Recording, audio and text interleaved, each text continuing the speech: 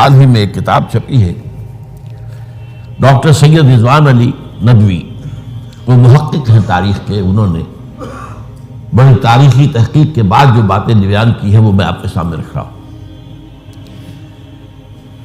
عرب میں جنوب مغرب کی کونے میں جہاں یہ یمن بھی آباد ہے، اس کے اوپر نجران ہے، اسی علاقے میں یمامہ کا علاقہ کہلاتا ہے۔ یہاں ایک قبیلہ آباد تھا، بنو تمیم۔ یہ جو لوگ تھے بڑے کرخت مزاج، جنگجو، اکھڑ، ضدی، اور جس بات کو ایک دفعہ مان لے اس پر اڑ جانے والے اور مر مٹنے والے۔ یہیں سے فتنہ پہلا اٹھا تھا۔ سب سے بڑا جو نئے جھوٹے نبی کھڑے ہوئے تھے ان میں سب سے بڑا تو مسلمہ کذاب تھا، یہی تو علاقہ تھا، اور اس کے خلاف اس فتنے کی سرکوبی میں کتنے صحابہ، 1200 صحابہ ایک جنگ کے اندر شہید ہوئے، جن میں 500 جو ہیں وہ حفاظ تھے رضی اللہ تعالیٰ عنہ اجمعین۔ تو یہ لوگ جو یہ تھے بڑے زوردار تھے۔ اس قبیلے کے بارے میں حضرت عمر رضی اللہ تعالیٰ عنہ نے ایک بڑی عجیب حکمت عملی اختیار کی۔ ان کو وہاں سے اکھاڑ کر اور ایران کی سرحدوں پر آباد کر دیا، اب جہاں پر جہاد ہو رہا تھا، تاکہ ان کے اندر جو یہ جنگجوئی ہے یہ اب اس مقصد کے لیے استعمال ہو، اب وہ دارالاسلام کی توسیع کے مقصد کے لیے استعمال ہو، اور وہ ہوئی۔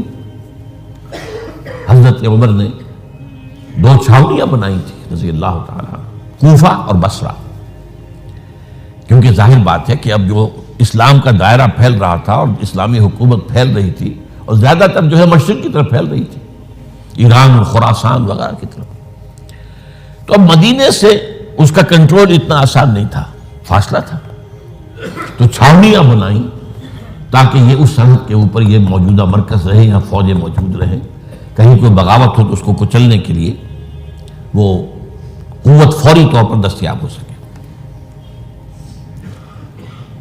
یہ لوگ ہیں کہ جو عبداللہ ابن سبا کی فتنے سے سب سے زیادہ متاثر ہوئے۔ ان کی مزاج میں وہ کمی تو تھی نا، حضرت عمر بھی ان کا جو ایک مضبوط کنٹرول تھا انہیں دبائے رکھا ہے، اور ان کا رخ جو ہے ایک دوسری طرف موڑ کر اس سے اسلام کو فائدہ پہنچایا۔ لیکن اس کے بعد جب فتنہ جو آیا یہ عبداللہ ابن سبا، تو سب سے بڑھ کر یہی لوگ اس کے ماننے والے، اور انہی میں سے وہ لوگ تھے جنہوں نے جانیں بھی دے دی ہیں، جنہیں حضرت علی نے زندہ جلایا ہے، اس لیے کہ وہ کہتے تھے کہ علی خدا ہے۔ اے علی تم خدا ہو، تم ہمیں آگ میں جلا رہے ہو، یہ تو تم ہمارا امتحان لے رہے ہو۔ وَلَنَبْلُوَنَّكُمْ بِشَيْءٍ مِّنَ الْخَوْفِ وَالْجُوعِ وَنَقْصٍ مِّنَ الْأَمْوَالِ وَالْأَنفُسِ وَالثَّمَرَاتِ۔ اب وہ اس آیت کو اپنے اوپر منطبق کر رہے ہیں۔ تو یہ جو کرخت لوگ تھے، انہوں نے در حقیقت جو ہے عبداللہ ابن سبا کے کردار میں سب سے بڑا رول پلے کیا، اور انہی کے ہاتھوں حضرت عثمان شہید ہوئے رضی اللہ تعالیٰ۔ اور اس کے بعد انہوں نے حضرت علی رضی اللہ تعالیٰ عنہ کو اپنے گھیرے میں لے لیا، کیونکہ انہی کی کثیر تعداد موجود تھی مدینے میں جب حضرت عثمان شہید ہوئے۔ اس کے بعد اب ظاہر بات ہے کہ کوئی نہ کوئی تو خلیفہ ہونا چاہیے تھا۔ حضرت طلحہ سے کہا گیا، انہوں نے معذرت کر لی، حضرت زبیر سے کہا گیا، انہوں نے معذرت کر لی۔ اب ظاہر بات ہے کہ حضرت علی آخر امت کو چھوڑا تو نہیں جا سکتا تھا بغیر امام کے، انہوں نے قبول کر لی، اگرچہ حضرت حسن روکتے رہے کہ ابا جان یہ ان لوگوں کی بیعت جو ہے آپ قبول نہ کیجیے۔ حضرت حسن تو ان میں سے ہیں جو حضرت عثمان کے دروازے پر کھڑے تھے پہرے دار کی حیثیت سے، حسن اور حسین رضی اللہ تعالیٰ عنہ، انہیں تو معلوم تھا فتنہ جو کون لوگ ہیں۔ اس کے بعد حضرت علی رضی اللہ تعالیٰ عنہ نے اسی حکمت سے، جس حکمت کے تحت حضرت عمر نے یہ چھاونیاں آباد کی تھی، دارالخلافہ بھی مدینے سے کوفہ منتقل کر دیا تاکہ پورے عالم اسلام کو کنٹرول کیا جا سکے اس مرکز کے ساتھ۔ اس کا نتیجہ یہ نکلا کہ اب گویا کہ حضرت علی کے گرد ان لوگوں کا گھیراؤ مکمل، کوفے میں یہی تو آباد تھے، کوفی یہی تو تھے، حضرت عمر نے انہیں لا کے یہاں آباد کیا تھا۔ جب حضرت علی نے کوفے کو اپنا دارالخلافہ قرار دیا تو گویا کہ ان کا پھر عمل دخل بہت بڑھ گیا۔ ایک طریقے سے یوں کہا جا سکتا ہے کہ انہوں نے اب حضرت علی رضی اللہ تعالیٰ عنہ کو اپنے محاصرے میں لے لیا، چنانچہ جنگ جمل کے موقع پر یہ ہوا ہے کہ صلح ہو گئی تھی. حضرت عائشہ رضی اللہ تعالی عنہ کے جو نمائندے تھے اور حضرت سے حضرت علی صلح ہو گئی تھی، طے ہو گیا تھا کہ ہاں قاتلین عثمان کو جو ہے اس کو سزا دی جائے گی، قصاص لیا جائے گا حضرت عثمان کی قتل کا. لیکن ان لوگوں نے 10,000 آدمی کھڑے ہو گئے کوفے کے اندر، ہم سب قاتل ہیں عثمان کے، لو قصاص ہم سے اگر لے سکتے ہو. جس کے نتیجے میں اور انہوں نے جنگ شروع کر دی. اور جب جنگ شروع ہو جائے تو پھر اس کے بعد تو کوئی نہیں دیکھ سکتا کیوں شروع ہوئی، کیسے شروع ہوئی، کس نے شروع کی. اب تو یا مارو یا مرو، دو ہی باتیں ہوتی. 10,000 مسلمان ایک رات میں شہید ہوئے جنگ جمل میں. اب اس کے بعد حضرت علی رضی اللہ تعالیٰ عنہ کی خلافت جو ہے حضرت امیر معاویہ نے ماننے سے انکار کر دیا. جب تک قاتلین عثمان کو سزا نہیں دیتے ہم بیعت نہیں کریں گے. یہ نہیں کہ دعویٰ کیا ہو کہ میں خلافت کا حقدار ہوں، یہ نہیں، لیکن یہ کہ آپ کو ان کو سزا دینی چاہیے. اب یہ تھا وہ مخمصہ جس میں حضرت علی رضی اللہ تعالی عنہ وہ فرماتے تھے کہ میرا ساتھ دو تو میں ان قاتلین عثمان سے سزا جو ہے ان کو سزا دے سکتا. ادھر انہیں پتا تھا کہ میں سرنڈر کرتا ہوں تو مجھے علی تک تو پہنچنے کوئی نہیں دے گا، راستے میں ختم کر دیں گے رضی اللہ تعالی عنہ. تو یہ پیچ تھا ایک جو ایسا پڑا ہے. اب اس میں جب حضرت معاویہ اور حضرت علی کے مابین فیصلہ کن جنگ ہوئی، جنگ صفین جسے کہتے ہیں، جس میں 70,000 مسلمان ایک دوسرے کی تلواروں، تیروں، نیزوں سے قتل ہوئے. اس موقع پر حضرت معاویہ کی طرف سے ایک آفر آئی. قرآن مجید کو نیزے پر اٹھا کر لوگوں نے کہا کہ یہ خوریزی بند کر دو، ہم قرآن کا فیصلہ ماننے کو تیار ہیں. حضرت علی دیکھ رہے تھے کہ یہ اصل میں میری فتح کو شکست سے بدلنے کا پروگرام ہے. تقریباً فتح میری ہو چکی ہے، لیکن یہ جو طبقہ تھا یہ ان کا نہیں، بڑی ٹھیک بات کہہ رہے ہیں، وہ مانیے ان کی بات، جنگ بند کی. انہوں نے ہی یہی لوگ تھے جنہوں نے مجبور کیا حضرت علی کو کہ وہ تحکیم پر رضامند ہو جائے. اس کے بعد تحکیم میں جو معاملہ ہوا، حضرت علی حضرت عبداللہ ابن عباس کو اپنی طرف سے حکم بنانا چاہتے تھے. یہ ہرگز نہیں، یہ اکھڑ اڑ جانے والے لوگ، اور یہی اصل قوت تھے. وہاں ساری طاقت تو انہیں کی تھی. تو انہوں نے ابو موسیٰ اشعری کو اپنی طرف سے مقررہ، وہ بہت نرم خو آدمی تھے، انہیں بنا. بہرحال جو بھی بات طے ہوئی، اب تاریخ کی روایتوں میں اختلاف ہو سکتا ہے. کہا یہ جاتا ہے کہ طے تو یہ ہوا تھا حکمین کے مابین، ادھر سے ابو موسیٰ اشعری، ادھر سے عمرو بن العاص رضی اللہ تعالی عنہما، کہ آپ اپنے جو کلائنٹ ہیں حضرت علی آپ انہیں معزول کر دیجئے، میں معاویہ کو معزول کر دیتا ہوں. پھر جو ہے مسلمان فیصلہ کر لیں کسی اور کی عبادت. انہوں نے کھڑے ہو کے کہہ دیا میں علی کو معزول کرتا ہوں، اور عمرو بن العاص نے کہا کہ میں معاویہ کو قائم کرتا ہوں. اب یہ ہے روایت، واللہ عالم اس میں کتنا سچ ہے کتنا جھوٹ ہے. میں کوئی مورخ نہیں ہوں، میں کوئی تاریخ کا محقق نہیں ہوں. اس کے بعد جو ہے اب یہ لوگ جنہوں نے کہا کہ مانیے تحکیم کو، اور جب انہوں نے حضرت علی نے اس تحکیم کے فیصلے کو ماننے سے انکار کیا تو باغی ہو گئے، حضرت علی کو کافر قرار دیا. اور جا کر ایک جگہ پر حرورہ ایک جگہ تھی، وہاں پر جا کے جمع ہو گئے، جتھا بندی کی، بہت بڑی طاقت پر وہاں کر. انہوں نے طے کیا کہ علی بھی کافر ہو گیا، معاویہ بھی کافر ہو گیا، عمرو بن العاص بھی کافر ہو گئے، سب کافر ہیں. حضرت علی کی طرف سے ایک گئے سفیر ان سے بات کرنے کے لیے، تو انہوں نے کہا تم نے تو کہا تھا کہ تحکیم کو تسلیم کرو، کہ ہاں ہم نے گناہ کیا تھا، کفر کیا تھا، ہم توبہ کی ہم نے. اگر علی بھی مان لے کہ میں نے مان کر کفر کیا تھا اب میں توبہ کرتا ہوں تو ہم ان کی بات مان لیں گے. اب حضرت علی اس طرح کا جھوٹ کیسے بولتے ہیں؟ انہوں نے تو کوئی کفر نہیں کیا تھا. بہرحال انہوں نے پھر بھی نرمی برتی کہ دیکھو اگر تم کوئی خونریزی نہیں کرو گے، فساد نہیں مچاؤ گے تو میں تمہیں کچھ نہیں کہوں گا. لیکن وہ اپنی ان شرارتوں سے بعد نہیں آئے. تو پھر تیسری جو بڑی جنگ ہوئی ہے ان جنگوں میں، جنگ نہروان کہلاتی ہے، حضرت علی کی جنگ خوارج کے ساتھ، جس میں 4000 خارجی جو ہے وہ قتل ہوئے۔ اور یہ بات اب آپ نوٹ کر لیجئے کہ یہ لوگ جیسا کہ اکھڑ بھی تھے اور لیکن اپنی بات پر ڈٹ جانے والے تھے، لیکن ساتھ ہی دیندار بھی تھے، نمازی اور روزہ دار بھی تھے۔ یہ اس طرح کے لوگ نہیں تھے کہ جو فاسق اور فاجر ہو، بس یہ مزاج کا ایک ہے جس بات میں بیٹھ گئی اڑ گئے۔ تو یہ اصل میں انہوں نے پھر فیصلہ کیا کہ اور تو ہمارے بس میں اب کچھ نہیں ہے، ان تینوں کو قتل کر دیا جائے، علی کو بھی اور معاویہ کو بھی اور عمرو بن العاص کو بھی۔ تو ایک جگہ ان کی سازش ہوئی، 3 آدمی معین ہو گئے، ایک ہی وقت کا طے فیصلہ ہو گیا، فلاں تاریخ کو فجر کے وقت تم جاؤ، وہ تم کوفے کی جامع مسجد میں، جب علی نماز جماعت کرا رہے ہو خنجر مارو انہیں۔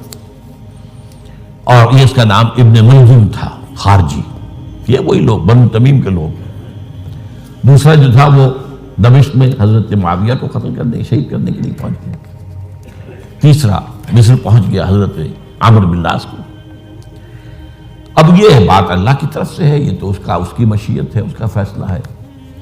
حضرت علی پر وار کارگر ہوا، آپ شہید ہو گئے۔ حضرت معاویہ پر وہ وار ذرا اوچھا پڑا، زخمی تو ہوئے لیکن آپ کی جان بچ گئی۔ عمرو بن العاص اس کو مسجد میں کسی معمولی کی وجہ سے، عذر کی وجہ سے فجر میں آئی نہیں سکے، لہذا حضرت علی کی شہادت ہو گئی۔ اب یہ ہے اصل پس منظر، کن لوگوں نے کیا شہید، اصل میں وہ سمجھ لینے کی بات ہے۔ یہ خوارج نے شہید کیا، لیکن خوارج کا فتنہ سبائی فتنے ہی کا آف شوٹ ہے، اسی کے ذیل میں ہے، اسی کی ایک شاخ ہے، اسی کا ایک نتیجہ ہے۔ یہ خوارج جو ہے بعد میں بھی ان کی مسلسل جو ہے وہ جنگیں رہی ہیں۔ بہرحال اس صورتحال کو یہ سمجھ لیجئے کہ یہ خلفائے ثلاثہ رضی اللہ تعالی عنہ، حضرت عمر شہید، عثمان شہید، علی شہید۔ عجیب بات ہے کہ تینوں کا نام عین سے شروع ہوتا ہے، عمر عین سے، عثمان عین سے، علی عین سے، تینوں شہید ہوئے ہیں۔ لیکن یہ کہ یہ ہے تاریخی پس منظر۔ اب اس کے بعد میں صرف آپ کو چند اشارے دوں گا، میں نہیں چاہتا کہ اس سے آگے کوئی تفصیل سے گفتگو ہو۔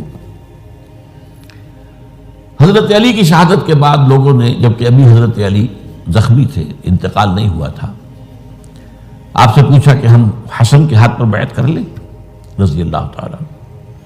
آپ نے فرمایا نہ میں تمہیں اس کا حکم دیتا ہوں اور نہ روکتا ہوں، یہ تمہارا معاملہ ہے، امر المسلمین ہے، مسلمان فیصلہ کر لیں جس کو چاہیں۔ چنانچہ حضرت حسن رضی اللہ تعالیٰ عنہ کے ہاتھ پر بیعت ہو گئی۔ اب معاملہ ٹھہرا حضرت حسن اور حضرت معاویہ کے مابین۔ 6 ماہ خلافت رہی ہے حضرت حسن کی رضی اللہ تعالیٰ، اور میں انہیں 5واں خلیفہ راشد مانتا ہوں۔ ابو بکر، عمر، عثمان، علی، حسن، انہوں نے کوئی اپنی قوت سے خلافت حاصل نہیں کی تھی، بلکہ مسلمانوں نے انہیں خلیفہ بنایا تھا۔ لیکن یہ اس قدر صلح جو انسان تھے، بہت نرم طبیعت کے انسان، جب انہوں نے دیکھا کہ یہ تو پھر خوریزی کا معاملہ ہو رہا ہے۔ ابھی معاویہ کے پاس 40,000 کا لشکر تھا، ان کے پاس بھی بڑا لشکر موجود تھا، بلکہ 40,000 ان کے پاس تھا، حضرت معاویہ کے پاس اس سے بڑا تھا۔ انہوں نے صلح کر لی حضرت معاویہ سے رضی اللہ تعالیٰ، اور وہ حدیث ان کے حق میں جو ہے پیشن گوئی تھی وہ پوری ہو گئی کہ حضور نے فرمایا تھا میرا یہ بیٹا مسلمانوں کے 2 گروہوں کے مابین صلح کرائے گا۔ یہ سن 41 ہجری کا واقعہ ہے، جب صلح ہو گئی اور حضرت حسن دستبردار ہو گئے اور امیر معاویہ کو اب خلیفہ تسلیم کر لیا گیا۔ اس کو عام الجماعہ کہتے ہیں، یعنی وہ انتشار اور تفرقہ جو صوبائی فتنے سے شروع ہوا تھا، اگرچہ اس کا نقطۂ آغاز تو بالفعل بنا شہادت عثمان، پھر وہ جنگ جمل اور جنگ صفین اور جنگ نہروان، اور اس کا ایک نتیجہ جو نکلا وہ کیا تھا کہ اسلامی حکومت کی حدود کی جو توسیع ہو رہی تھی وہ عمل رک گیا۔ وہ تو خلفائے ثلاثہ، اب یہ ثلاثہ میں گن رہا ہوں، حضرت ابوبکر، حضرت عمر، حضرت عثمان، ان کے دور میں ساری توسیع ہوئی، فتوحات ہوئی۔ حضرت علی کا دور جو ہے سارا خانہ جنگی کی نظر ہو گیا. وہ خلیفہ راشد ہیں، اس میں کوئی شک نہیں ہے، بہت عظیم شخصیت ہے، ہمارے نزدیک صحابہ کرام میں سوائے 3 کے سب سے بڑھ کر ہیں، سب سے افضل ہیں. ہاں، ابو بکر، عمر، عثمان ان سے افضل ہیں ہمارے نزدیک. خلافت جو ہے خلفاء کے مابین ترتیب فضیلت جو ہے وہ ترتیب خلافت کے مطابق اہل سنت کے نزدیک، لیکن باقی ہزاروں صحابہ میں تو سب سے اونچے ہیں. اس حوالے سے حضرت علی کا کوئی قصور نہیں ہے رضی اللہ تعالی، ان کی کوئی کوتاہی نہیں ہے. انہیں خلافت ملی ہی ایسے پرفتن دور میں ہے. اگر کہنا جو ہے اگرچہ روکا گیا ہے کہ یہ کلمہ لو مت استعمال کیا کرو، اگر یوں ہوتا تو یوں ہو جاتا، لیکن یہ کہ بہرحال ہمارا سوچنے کا ایک انداز ہے. اگر حضرت علی کو اول دور میں خلافت ملی ہوتی تو ان کے کچھ اور نتائج اور ہوتے. اب یہ پرفتن دور کے اندر خلافت ملی، خانہ جنگی ہو رہی، اور جو حالات میں نے آپ کو بتائے ہیں، ظاہر بات ہے کہ وہ دور جتنا نہ ذرائع آمد و رفت ایسے تھے، نہ ذرائع مواصلات ایسے تھے، نہ کمیونیکیشنز ایسی تھیں. وہ تو یوں سمجھیے کہ دارالخلافہ کے اندر کے حالات جو ہیں بس وہیں پر فیصلہ ہو رہا تھا. یا پہلے مدینے میں ہوا، حضرت عثمان شہید ہوئے، اور یا پھر کوفے میں ہو گیا. وہ تو اصل جو بھی طاقت اس مرکز کے اندر جس کے پاس طاقت تھی، اسی نے جو بھی اپنا فیصلہ ہے وہ منوا لیا. بہرحال یہ جو حضرت حسن نے مصالحت کی ہے، جس کی بنا پر ہم تو انہیں سلام کرتے ہیں، ان کا احترام کرتے ہیں، انہوں نے خانہ جنگی ختم کی، فساد جو ہے اس کی جڑ کاٹ دی، تعامل جماعت ہو گیا، اب امن ہو گیا. اور نوٹ کیجئے اس کے بعد 20 برس تک امیر معاویہ کی حکومت رہی ہے. 20 برس اور کامل امن رہا ہے. اس میں یہ بھی ہے کہ ان کے تدبر کو بھی دخل حاصل تھا. یہ بھی ہے کہ انہوں نے کچھ طاقت کا استعمال بھی کیا. یہ بھی ہے کہ انہوں نے دلجوئیاں بھی کی لوگوں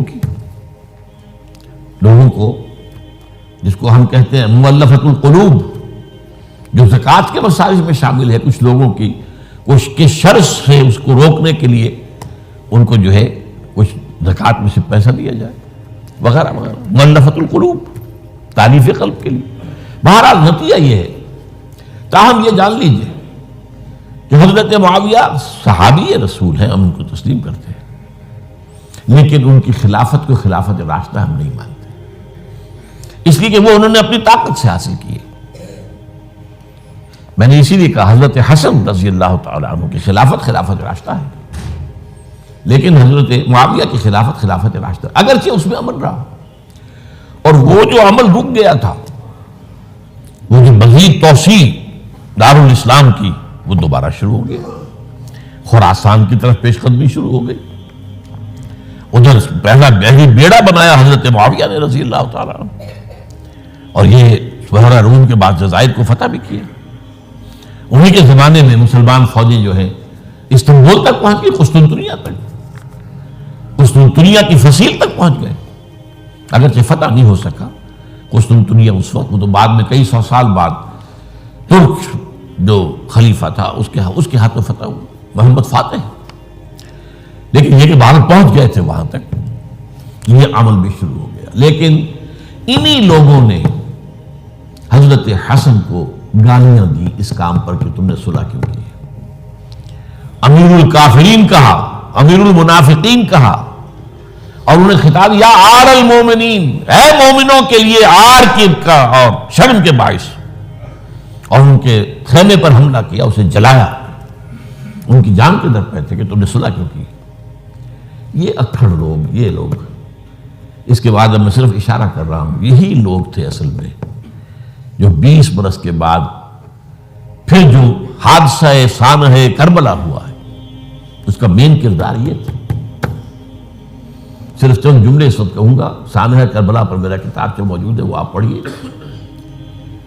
حضرت معاویہ رضی اللہ تعالیٰ عنہ کو مغیرہ ابن شعبہ ایک بزرگ صحابیوں میں سے تھے، انہوں نے مشورہ دیا کہ دیکھیے آپ کی خلافت سے پہلے 4 برس تک خانہ جنگی رہی، 1 لاکھ کے قریب مسلمان ایک دوسرے کی تلواروں سے ختم ہوئے. اب اگر وہ زمانہ گزر گیا، کبار صحابہ تو فوت ہو چکے، بڑے صحابہ تو گئے. اب تو یہ 9 مسلم جو فتح کے بعد ایمان لائے یا اس کے بعد ایمان لائے جبکہ سورہ توبہ کی آیات نازل ہو گئی، اب تو یہ لوگ، یا پھر اب نئے لوگ جو مفتوحہ علاقے میں ایمان لا رہے ہیں، مسلمان ہو رہے ہیں. لہٰذا اب وہ جو مسلمانوں کا ایک نظام خلافت راشدہ کا تھا، اگر اس کے پیچھے کسی مضبوط قبیلے کی طاقت نہ ہو تو وہ مرکزیت قائم نہیں رکھ سکے گا. لہذا آپ یزید کو اپنا ولی عہد مقرر کر دیں. حضرت معاویہ کچھ رہے متردد، لیکن بعد میں ان کی سمجھ میں یہ بات آ گئی. یہاں یہ نوٹ کر لیجئے کہ میں یا آپ حضرت معاویہ کے فیصلے سے اختلاف کر سکتے ہیں، ان کی نیت پر حملہ نہیں کر سکتے. وہ صحابی ہیں، الصحابہ کلہم عدول. ان کی نیت بھی یہی تھی، مسئلہ سمجھی اس میں کہ وہی امن جو ہے وہ برقرار رہے. اس وقت جو ہے کچھ تھے ہمارے جو اس وقت اگرچہ وہ صغار صحابہ میں شمار ہوتے تھے، لیکن اب وہ کبار تھے. وہ کھڑے ہو گئے کہ آپ یہ کام غلط کر رہے ہیں، یہ قیصریت اور کسرویت جو ہے اس کا آغاز کر رہے ہیں. اور یہ کون لوگ تھے؟ اب دیکھیے ترتیب: ابو بکر کے بیٹے عبد الرحمن، عمر کے بیٹے عبداللہ ابن عمر، عباس کے بیٹے عبداللہ ابن عباس، زبیر کے بیٹے عبداللہ ابن زبیر، علی کے بیٹے حضرت حسین. حضرت حسن فوت ہو چکے تھے کیونکہ یہ عین وسط میں ہوا واقعہ. 20 سال کے درمیان 10 سال حضرت معاویہ کی حکومت کو شروع ہوئے، 10 سال ہو چکے تھے. میری جو تحقیق ہے یا مطالعہ اس کے مطابق تو یہ ہے کہ حضرت عثمان نے مصلحت سے، حضرت معاویہ نے مصلحت سے کام لیا اور ان پر جبر نہیں کیا. لیکن انہی ندوی صاحب نے کچھ لکھا ہے کہ بالجبر بھی ان سے بیعت لے لی، بیعت ولی عہدی. مجھے اس سے اختلاف ہے. یہ حضرات ایسے نہیں تھے کہ جو بالجبر بیعت کرنے والے ہوں. میں اس کو ماننے کو تیار نہیں. بہرحال یہ حضرت، میرے نزدیک حضرت معاویہ نے جبر نہیں کیا، زبردستی نہیں کی. لیکن جب حضرت معاویہ کا انتقال ہو گیا، اب جو ہے معاملہ یہ پیدا ہو گیا کہ آپ بیعت کریں نہ کریں تو پھر جو ہے باغی شمار ہو گئے. عبد الرحمن ابن ابو بکر رضی اللہ تعالی عنہما وہ فوت ہو چکے تھے، اب 4 رہ گئے تھے. عبداللہ ابن عمر، عبداللہ ابن عباس، یہ دونوں تھے جو عمر میں بڑے تھے. عبداللہ ابن زبیر اور حسین ابن علی رضی اللہ تعالی عنہ. ان چاروں نے کہا کہ کام غلط ہوا ہے یہ. لیکن اس کے بعد ایک تفریق ہو گئی. یہ جو دونوں بزرگ تر تھے، حضرت عبداللہ ابن عمر، عبداللہ ابن عباس، ان دونوں نے کہا کام تو غلط ہے لیکن ایسا نہیں ہے جس کی بنا پر خونریزی کرائی جائے، مسلمانوں کا خون بہے، بغاوت کی جائے. ایسا نہیں. مطلب یہ کہ اس کے اندر مصلحت کا تقاضا یہ ہے کہ اس وقت جو ہے اس کو تسلیم کر دیا جائے. لیکن یہ جو نوجوان تھے، ان کے اندر، نوجوان نہیں کہ وہ جوان تھے ماشاءاللہ، لیکن یہ کہ جوش زیادہ تھا، یہ اڑ گئے کہ نہیں، ہم اس غلطی کو اب نہیں چلنے دیں گے. حضرت عبداللہ ابن زبیر اور حسین ابن علی رضی اللہ تعالیٰ. اب دیکھیے اصل فیصلہ کن بات کیا ہوئی. ان دونوں حضرات میں ایک اختلاف ہو گیا. حضرت عبداللہ ابن زبیر کا کہنا یہ تھا کہ یہی مقیم رہی ہے مکے میں اور یہیں سے جو ریزسٹنس موومنٹ ہے وہ شروع کی جائے بنو امیہ کی حکومت کے خلاف. ادھر سے کوفیوں کے خطوط چلے آ رہے تھے حضرت حسین رضی اللہ تعالیٰ عنہ، آپ آئیے، ہم آپ سے بیعت کریں گے. حضرت حسین نے اپنے بھائی، چچا داد بھائی مسلم بن عقیل کو بھیجا. ان کے ہاتھ پر 10-12 ہزار کوفیوں نے بیعت کر دی حضرت حسین کے لیے. اور ان کے خطوط کے جو ہے وہ تو پورے کے پورے تھیلے تھے حضرت حسین کے پاس. اس سے پھر حضرت حسین نے سفر کیا. ادھر یہ ہوا کہ یزید کی طرف سے عبید اللہ ابن زیاد جو ہے گورنر بن کر آیا. اس نے جو تشدد کیا کوفیوں پر، سب نے بیعت توڑ دی اور حضرت مسلم بن عقیل جو ہے ان کو شہید کر دیا. یہ خبر پہنچی ہے حضرت حسین کو. آپ ابھی درمیان میں تھے سفر کے، آپ نے مناسب سمجھا کہ میں واپس لوٹ جاؤں. لیکن حضرت مسلم بن عقیل کے بیٹے کھڑے ہو گئے کہ اب ہم قصاص لیے، ہمارا باپ شہید کیا گیا، قصاص لیے بغیر تو نہیں جائیں گے۔ اب یہ مروت کے خلاف تھا حضرت حسین کی کہ وہ ان کو چھوڑ دیتے۔ یہ وجہ ہے کہ وہ حادثہ پیش آیا، اور اس میں بھی اصل وجہ میں بتاتا ہوں، وقت جو ہے ختم ہو گیا ہے۔ وہ یہ ہے کہ حضرت حسین نے جب وہ لشکر تھا کوفیوں کا، کوفی تو آئے تھے نا، وہی کوفی جنہوں نے بیعت کی تھی، وہی بیعت توڑنے والے تھے، وہی لشکر میں آئے تھے حضرت حسین کے خلاف۔ حضرت حسین نے وہاں عین میدان جنگ میں اعلان کیا، دیکھو فلاں ابن فلاں، یہ تمہارا خط ہے کہ نہیں، تم نے مجھے بلایا، دیکھو فلاں ابن فلاں، تم نے مجھے دعوت دی تھی کہ نہیں، یہ دیکھو میرے پاس تمہارے خطوط جو ہیں تھیلے بھرے ہوئے موجود ہیں۔ اب انہیں اندیشہ یہ ہوا کہ اگر حضرت حسین کو کسی طرح بھی یزید تک پہنچ جانے دیا گیا تو ہمارا جو ہے بانڈا پھوٹ جائے گا، پھر ہماری خیر نہیں۔ ورنہ حضرت حسین نے کہا تھا، دیکھو یا مجھے واپس جانے دو، یا مجھے سرحدوں کی طرف جانے دو، میں کفار کے ساتھ جہاد کرتے ہوئے اپنی زندگی صرف کر دوں گا، یا مجھے یزید کے پاس جانے دو، میں اس کے ساتھ اپنا معاملہ کر لوں۔ انہوں نے کہا کہ اگر یزید تک ان کی رسائی ہو گئی تو پھر ہماری خیر نہیں۔ تو انہوں نے نہ صرف یہ کہ شہید کیا، وہی کوفی، وہی بنو تمیم کے لوگ، وہی اکھڑ، انہوں نے نہ صرف یہ کہ شہید کیا بلکہ پھر خیموں کو آگ لگائی۔ کیوں لگائی؟ تاکہ وہ جو ڈاکومنٹری پروف تھا ان کے خلاف وہ ختم ہو جائے، ورنہ آگ لگانے کی کیا ضرورت تھی؟ انہوں نے اور تو کوئی نہیں کیا، یعنی وہ کام تو نہیں کیا کہ جو کسی مفتون کے ساتھ کیا جاتا ہے۔ حضرت حسین کے بیٹے بیمار تھے، حضرت علی بن حسین زین العابدین رحمت اللہ علیہ، انہیں شہید تو نہیں کیا۔ جو خواتین تھیں جو ان کی کوئی بے حرمتی نہیں کی، یہ نہیں کہا کہ اب یہ تو جیسے کہ خوارج کہتے تھے جو مسلمان کافر ہو گئے، مسلمان ہیں ان کے نزدیک کافر ہیں، ان کی بیویاں بھی حلال ہیں ہم پر، وہ تو وہ کنیزیں ہیں، پھر حاصلہ یہ تو نہیں کیا۔ خیمے جلائے اس لیے ہے کہ وہ جو ثبوت تھا ان کے خلاف وہ ختم ہو جائے۔ یہ حادثہ فاجعہ بھی در حقیقت اسی سلسلہ سبائیہ، وہ فتنہ جو ہے اسی کا اس کی ایک کڑی ہے۔